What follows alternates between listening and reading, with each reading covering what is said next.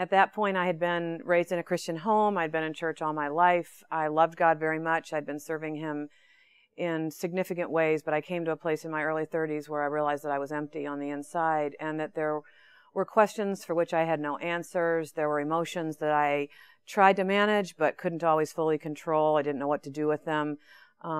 I was also beginning to recognize a performance-oriented kind of drivenness and a compulsiveness in my service where I just couldn't stop. And I wouldn't have even known to have named it performance-oriented drivenness then, but I know now that that's what it was. And so I was exhausted in very, very deep ways, and I wasn't growing. I mean, I wasn't transforming. I was aware of the fact that I'd been on the Christian journey for years, and yet there were places in my life that were very stuck, places where I wasn't changing. I was not becoming a more loving person.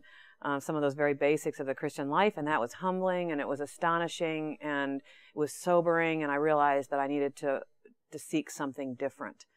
And so it was at that point that I got connected with a spiritual director, quite by accident, really, because I didn't know what one was at that point. But eventually she began to introduce me to the disciplines of solitude and silence. And she let me talk for a while about all the things that had me all riled up. And she was wise to do that because I was still convinced that we were going to fix it all through our words. And we were just she was going to give me some good, simple advice, maybe 1, 2, 3 easy steps, and I'd be out the door fixed. And I was looking forward to that. But it didn't happen that way. She let me talk myself out, and I realized that the answers were not coming in the words. And so eventually she looked at me very seriously one day, and she said, "Ruth, you're like a jar of river water all shaken up. And what you need to do is to sit still long enough so the sediment can settle and the water can become clear."